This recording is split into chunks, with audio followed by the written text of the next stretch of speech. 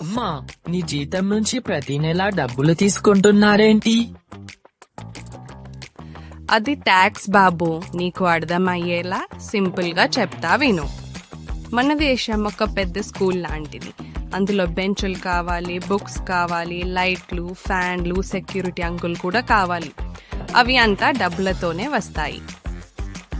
అంటే స్కూల్ ఫీజులా మనం కూడా దేశానికి ట్యాక్స్ చెల్లించాలా?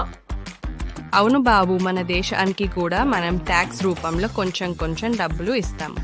అది రోడ్లు కట్టడానికి, ఆసుపత్రులకు, మరెన్నో పనులకు వాడతారు.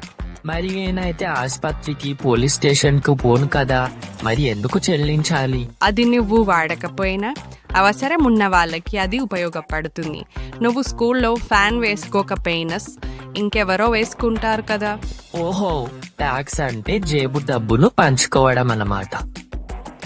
అవును బాబు, నువ్వు ఈరోజు ఎంతో అవసరమైన విషయాన్ని నేర్చుకున్నావు. పిల్లలకు కేవలం సైన్స్, సోషల్, మ్యాథ్స్ లాంటి సబ్జెక్టే నేర్పించడం కాకుండా జనరల్ నాలెడ్జ్ మరియు ఫైనాన్స్ సబ్జెక్టు కూడా నేర్పించడం చాలా అవసరం.